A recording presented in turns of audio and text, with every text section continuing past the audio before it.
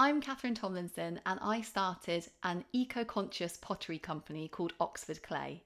So I don't just make pottery, I make resources for other potters wanting to be more eco-friendly in their pottery practice.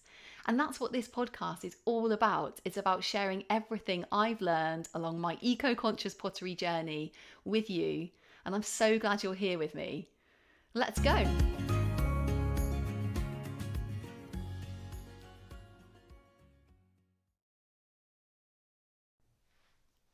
Hi everyone, welcome back to the Oxford Clay Pottery Podcast. I'm Catherine Tomlinson, and in today's episode, I want to tell you all about Potter's secret weapon. And I do mean this. Because this is yeah, honestly, this has just changed my life in pottery. So I can't wait to tell you about it. Okay, let's go. What is the secret weapon? Okay, so the secret weapon that potters can use is baking equipment. Now, stay with me because baking equipment, so the baking industry is an absolutely huge industry, and there are, I would say, there are more people doing baking than there are doing pottery. And because of this, I would say that there is a plethora, a kind of, you know, a kind of abundance of incredible tools and equipment and facilities that bakers have invented, basically, that help them in their bakery practice, that we can utilize as potters. Because baking, if you think about the what you're doing, it's in pottery and in baking, it's almost the same thing. You're just like heating it a bit hotter,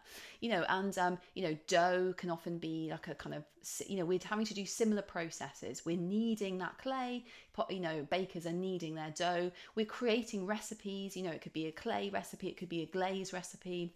We're doing the same thing. We're mixing ingredients together, we're mixing dry ingredients together, we're adding like a liquid. That's what bakers are doing too. If you think about like sugarcraft, all the incredible things that the cake makers, sugar crafters do with sugar, and that fondant is a very similar consistency to clay. So at some point, it suddenly dawned on me that I could use baking equipment, and that actually there was like a huge range of equipment I could have access to if I just changed my mindset slightly to be like, well, I could use this equipment as, I'm not going to bake with it, but I could still, utilize it. It suddenly opened my eyes to just how much cool stuff there was that I could have access to then as a potter, that I could use in my practice, that bakers were using for their practice, and doing a fantastic job baking with it. So right, let me talk you through some really cool things that I've use that are actually like baking equipment. So if you're thinking like, say like you want to do some intricate designs on something, or you want to do some lettering, or you want to do I don't know, even cutting pieces of clay out. Bakers have specialist equipment for all of this stuff. They do lettering, they do sugar crafting, they do they have special cutting tools for fondant. All of these things potters can use. So there's like all this equipment. So if you want to do any of those things, I would seriously advise you to look at what sugar crafters use, what bakers use, for for like doing those tasks, for doing lettering, for doing, they have specialist brushes as well for painting on things. We can use them for glaze painting. So yeah, so all those things like cutting, measuring, building those like intricate, like beautiful designs, in sugarcraft, we can use all of those things. So I want to talk to you about a few things that I've used that are actually specifically baking items that are amazing, and like that really open my eyes to this whole world of cool equipment available to potters, basically. Okay, so the first thing to say is baking mixing bowls are amazing for making glazes, using, to have water in pottery, to, pour things. So I'm holding up at the moment like a specialist baking mixing bowl with one of those kind of rubber feet that means it doesn't slip. It's got a handle and it's got a spout. Which is just incredible. So say I was making a glaze in a special baking mixing bowl, I could then just, pour that glaze into a bucket. It's got that spout on. So, they are made to make baking easier, and they will make our lives easier as potters as well. So, those kind of specialist mixing equipment, jugs, measuring out liquids, all of that stuff, amazing for potters as well. Okay, so the second thing to tell you about is, just to say on the mixing bowl front, I actually have 3 of those bowls that nest together. So I just got those from the supermarket and they're absolutely fantastic. And all those bowls, they're just brilliant. I use them every day. I use one for keeping water in when I'm throwing. I mix glazes in the other. I weigh out ingredients using another one on the scales. Baking scales, that's another thing, that I actually use. I just use kitchen scales for baking, and I weigh out all my ingredients on those. So obviously you've got scales, mixing bowls. We've got spatula, silicone spatula. Amazing. So so a baker would use that for like scraping out cake mixture from a mixing bowl. At the end they're scraping it all out, they're putting it in the oven, they want to get all of that goodness out of that mixing bowl before they wash it.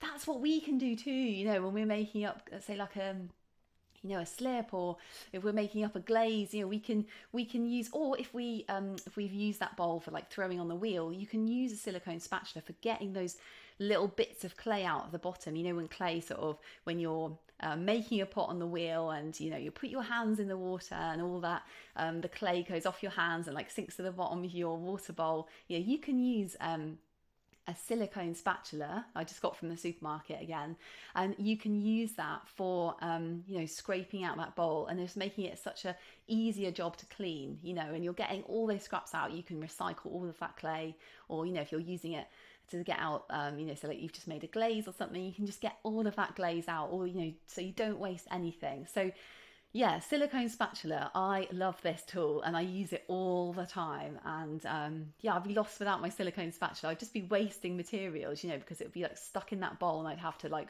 wash it all away, So yeah, amazing. Okay, and then there's a whole another genre. Like I mentioned at the beginning of the episode, there's a whole nother kind of group of tools that are specifically for people using sugarcraft. So they're basically using fondant, and they're cutting shapes out of fondant. They're creating like beautiful intricate designs out of fondant, like sugar fondant, and they're creating those for cakes. And so there's a huge range of equipment that we can use as potters that are designed for sugar crafters. And I've basically been using some of this equipment in my own work. So I'm going to talk you through a couple of things that I use, which are actually baking equipment things. So the first thing is a little cutter that is used for cutting out fondant circles. And I actually, it's like a little plastic cutter, and I basically push it into rolled out clay, and then I can, it's got one of those sort of spring actions where you can push out the little circle, from the back, and that is for doing like dots of sugar fondant on a cake sort of thing, sticking those onto a cake, and I actually use this cutter to cut out little feet for a little kind of soap dish that I make, called the Ifly dish. And so what I do is I roll out clay using rolling guides, so it's the same thickness, and then I basically cut little feet using this baking cutter, which cuts out a little circle, and then I stick those little feet onto my Ifly dish, and that creates a kind of beautiful like little feet that kind of holds it a little bit, above. Yes, it's got those four little feet on. So that's the first tool I use, and I would be lost without this circle cutter. I mean, imagine trying to hand cut circles, or even just oh gosh, I don't know, even like, trying to cut around something. Why do that when you can press them out using a specialist tool for making small circles for baking, for sugarcraft? It's amazing. And I've got like a massive top tip actually for you. So one time I was watching this video about how to craft flowers out of sugarcraft, because just like so interested in this, just because it was so similar to crafting, things out of pottery. And the person using this kind of sugar mold used corn flour. They used a little bag filled with corn flour, and they would kind of puff this bag onto their equipment, and that would just give a really fine layer of corn flour that meant that the sugar then wouldn't stick to the equipment. And I thought, I wonder if you could use the same technique with clay, because corn flour would obviously just burn away in the kiln, but you need something to stop it from sticking, and that's what I use. So I started brushing on corn flour. So I have corn flour I just got from the supermarket in a little jar, and I just paint it on with like a makeup brush and like dust it onto so I would dust it onto anything that I was using as a cutter or anything that I was using as a mold, and it like just stops that clay from sticking.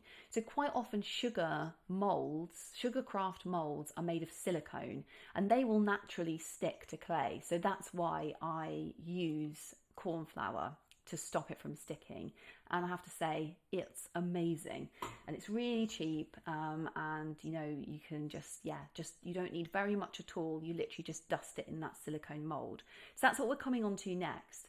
So sugar crafting is a huge industry, and it has like, I would say, probably thousands of different molds that you can get for sugar crafting. And that's what sugar crafters will do is they will get a sugar fondant, and they will push it into the mold, and then they will turn it out, and then they can use that like intricate, beautiful shape. It can be animals, there's so many molds out there. Honestly, I would really, if that's something you might be interested in your work, sticking some kind of design or motif or something onto your pottery, as a design, then sugar crafting, is incredible. Like, you can have a look at the molds that are out there, and there's just hundreds of them. And they're like sort of festive ones, because they know that, lots of bakers will be making cakes, around say like different holidays, or there could be like sort of Christmas themed ones, holiday themed ones, you name it, they've got the kind of the mold for it. So it's amazing. There's a lot more for bakers in that respect than we would have as potters. Okay, so I'm going to show you a mold. I'm holding up a silicone mold that I actually use to make my dragonfly designs. And what I do is I push the clay into this mold, and I use, like I said to you, I brush in some corn flour, and then I push slightly hard clay. I don't use soft clay. I push slightly harder clay into that mold, and it's a soft silicone mold, and I let the clay dry a little bit in that mold, and then I can just turn it out. So it's a flexible mold, and I can, when the clay is dried a teeny weeny bit to the point where I can just pop it out, I basically pop that shape out, and then I can stick it on my work. So I stick it on my work with a combination of, like, I quite often use a bit of vinegar to like melt, just ever so slightly melt the surface of what I'm sticking the motif on, the dragonfly on, and then I would stick it on with like a bit of casting slip. I just take a little bit out the bucket, and then I just paint. That's got paper clay in as well, so it makes the join like super strong. It's got paper in. So I paint that on the back of the little piece of clay that I've just popped out of the mold, and then I stick it onto my work, and that creates a really strong bond with the vinegar and the slip. I love the design. The designs are beautiful, and I'm always like keeping an eye out for like new designs. And they just look amazing done in clay. So you don't have to use these with sugarcraft. You can use it with clay. Amazing. Okay, so the next thing to tell you about is, if you want to do, so I always found this really tricky in pottery.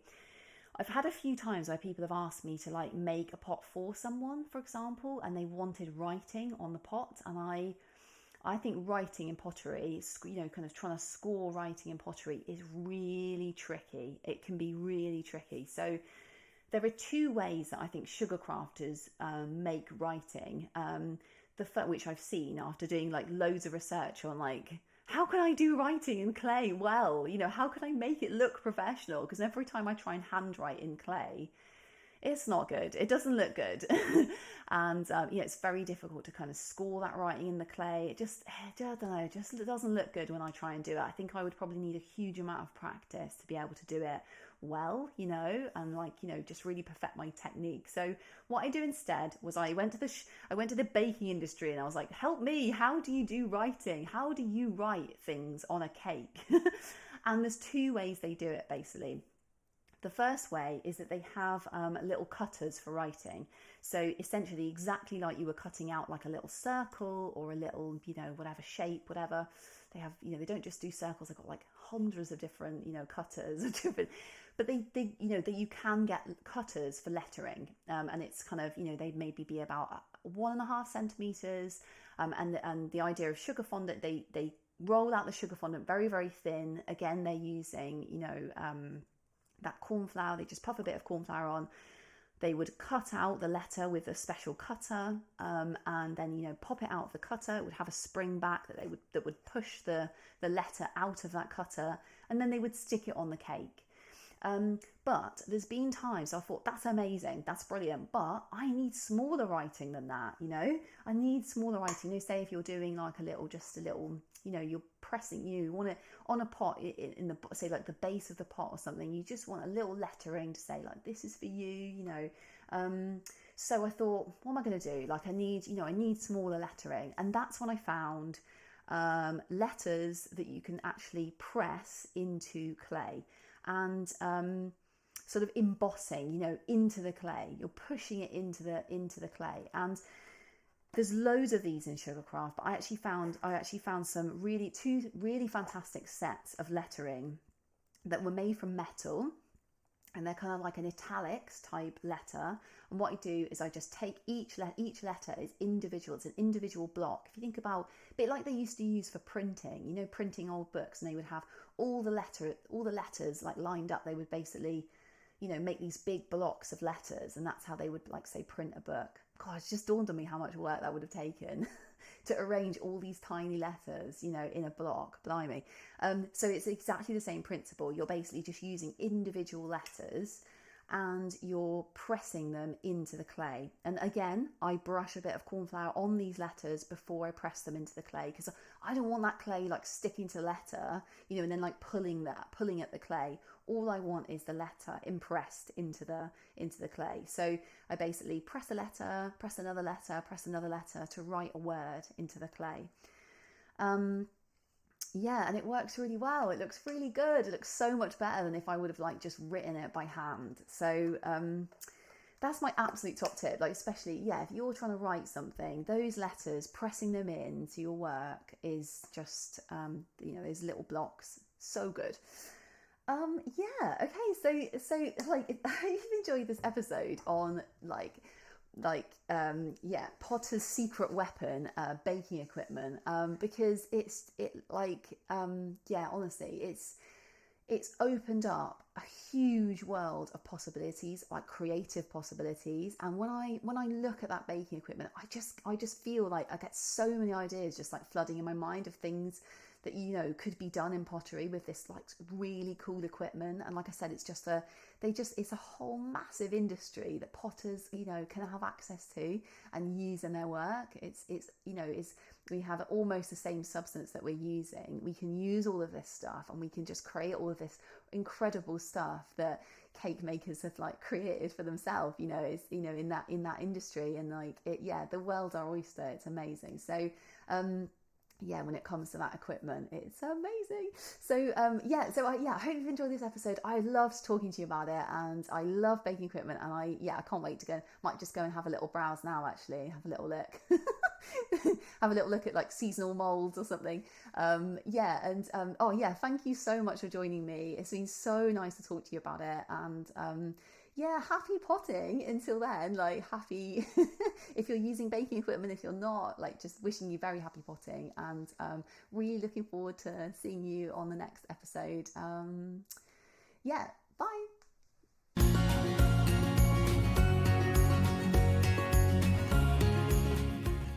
So, if you enjoyed that and you're interested to learn more about eco-conscious pottery, head over to the Oxford Clay website, which is www.oxfordclay.co.uk. I can't wait to see you there.